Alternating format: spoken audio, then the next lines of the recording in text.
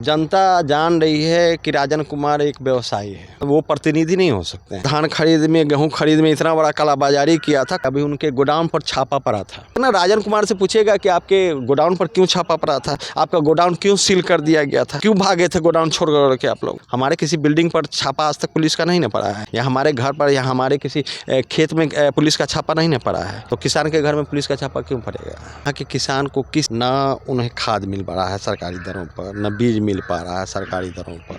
जनता त्रस्त है। पैक्स में मिलता है सड़ा हुआ अनाज, FCI से जो आता है वो अनाज जो होता है वो राजन कुमार के गोडाउन में उतरता है। सबसे सड़ा हुआ अनाज होता है वो पब्लिक के लिए जाता है। धान की खरीदारी होती है 5% लोगों। DM साहब के आदेश से हमारा धान खरीदा गया। सबसे पहले मैं पैक्स का मेंबर बनाऊंगा कि मेरा मोतियों का माला छाप है, 1 तारीख को चुनाव है और 1 नंबर पर ही आप वोट डाल करके हमको भारी मत से विजय बनाए। नमस्कार, आप देख रहे हैं द पब्लिक बिहार। पैक्स चुनाव की सरगर्मी तेज हो चुकी है। चक सिकंदर कल्याणपुर पैक्स का चुनाव 1 तारीख को होने वाला है। इसी 1 दिसंबर को सभी प्रत्याशी अपने अपने जनताओं को, अपने अपने किसान को लुभाने में लगे हुए। इसी क्रम में अभी हमारे साथ मौजूद है चक सिकंदर कल्याणपुर पैक्स से अध्यक्ष पद के उम्मीदवार मुजाहिद अनवर जी। तो चलिए हम इनसे बात करेंगे और जानेंगे कि किस तरीके का जनता के बीच में जा रहे हैं, उनका रिस्पांस किस तरीके का इनको मिल रहा है। इस बार जनता के बीच जा रहे हैं, पैक्स के उम्मीदवार है, क्या माहौल लग रहा है? माहौल तो जनता लड़ रही है इस बार चुनाव। हम तो लड़ नहीं रहे हैं, हम तो बीमार इंसान हैं, हम तो लड़ नहीं रहे हैं, हम तो घर ही पर रह रहे हैं। लेकिन जो मेरा पब्लिक ओपिनियन है उससे लग रहा है कि पूरे पंचायत की जनता चुनाव लड़ रही है।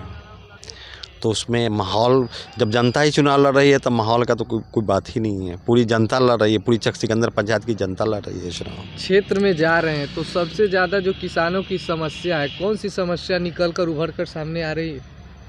देखिए, समस्या ये सारी यहाँ की जनता जानती है क्या समस्या है। सबसे बड़ी समस्या है कि यहाँ के किसान को किसी टाइप का कोई बेनिफिट नहीं मिल पा रहा है।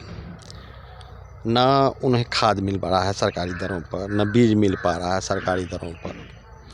जनता त्रस्त है। आप बताइए, किसी भी व्यक्ति, किसी भी किसान से आप पूछ लो कि पैक्स में आपको क्या मिला, पैक्स से आपको अनाज मिला या पैक्स से आपको क्या कहते हैं खाद मिला या बीज मिला, कोई ऐसी चीज़ बता दो। एक जनता से आप पूछिए, आप हमसे क्यों पूछ रहे हैं, यहाँ के जनता से पूछिए कि क्या उसको पैक्स से क्या बेनिफिट मिला या उसको लोन मिला सिंचाई करने के लिए। पैक्स का क्या कार्य होता है? पैक्स का कार्य क्या होता है? पैक्स का कार्य ये होता है कि यहाँ जनता के लिए, जो किसान है उसके लिए काम करें। पैक्स एक संगठन है और उस संगठन का काम होता है हर चीज़ में बढ़ चढ़ कर किसानों के साथ खड़ा होना। उसके लिए कोल्ड स्टोरेज बनवाना है, उनके लिए ऋण का इंतज़ाम करना है। लेकिन ऐसी कोई व्यवस्था यहाँ है तो आप यहाँ की जनता से पूछिए।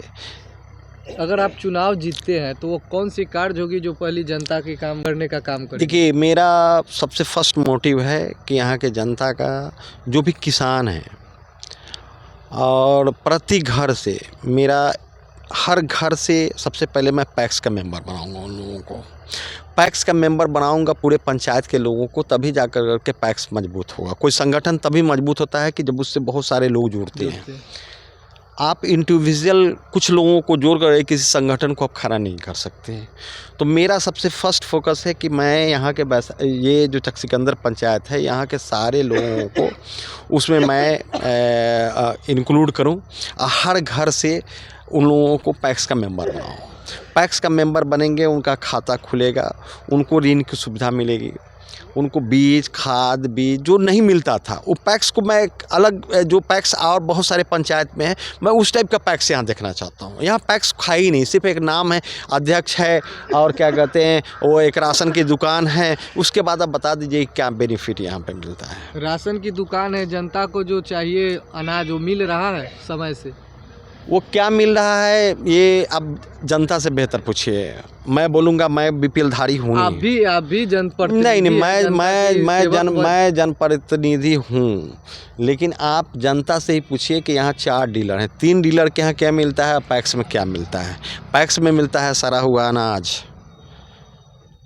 सड़ा हुआ अनाज वो मजबूरी में वहाँ की जनता जो है इसका 3 नंबर में संचालन होता है और कैला में संचालन होता है। उन लोगों को वहाँ की जनता से पूछिए कि वो अनाज खाते हैं जो FCI से जो आता है, वो अनाज जो होता है वो राजन कुमार के गोडाउन में उतरता है, और जो सबसे सड़ा हुआ अनाज होता है वो पब्लिक के लिए जाता है। वो पब्लिक मजबूरी में खाने लायक होता नहीं है, इसलिए बेच देते हैं, फिर इनके पास आता है, फिर अगले महीना में वही होता है। तो अभी जो समय है धान उपजा है, तो धान की जो खरीदारी हुई है आपके क्षेत्र में? देखिए भाई साहब, मैं एकदम क्लियर कट बता रहा हूँ कि धान की खरीदारी होती है 5% लोगों की, 95% लोगों की धान की खरीदारी होती है, लेकिन 1600-1700 रुपये कुंटल पे खरीदारी होती है। जो सरकारी रेट होता है 2300 रुपये, वो सिर्फ BPL धारी जो 5 किलो अनाज जो उठाते हैं उनके नाम पर खरीदारी होती है। आप इसको जांच करवाइए। जो अध्यक्ष पर अभी है, अब वर्तमान में अभी प्रत्याशी भी बने हैं, उन्होंने अभी आरोप लगाया था कि आप बोले थे कि इसे धान की खरीदारी नहीं होती है जो चाहिए सो। उन्होंने आरोप लगाया था कि मुजाहिद अनवर के पिताजी से हमने सारी धान खरीदे, वो कैसे कह सकते हैं कि धान की खरीदारी नहीं होती? नहीं, ये तो बिल्कुल उन्होंने खरीदा है। मैं इस चीज़ को बोल रहा हूँ कि मेरा धान खरीदा, लेकिन कैसे खरीदा है?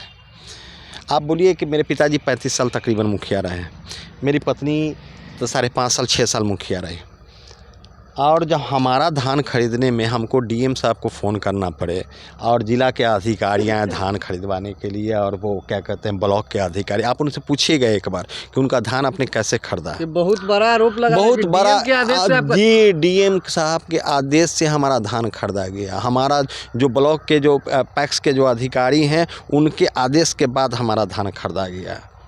ये आप इसको पता करने की चीज़ है। मैं हो सकता है कि मेरे प्रतिबंधी हैं, मैं कुछ अनर्गल बोलूं या वो कुछ अनर्गल मेरे बारे में, मैं साख के आधार पर बोलता हूं जो मेरे साथ हुआ। ये पता करने की चीज़ है। कोई भी बात मैंने बोला है उसको आप पता कीजिए कि ये सच्चाई क्या है। अपने प्रतिद्वंदी जो उम्मीदवार है उनको कैसे देख रहे हैं इस चुनाव में? कहीं है ही नहीं, तो चुनाव कहीं है ही नहीं। मुझे तो नहीं लगता।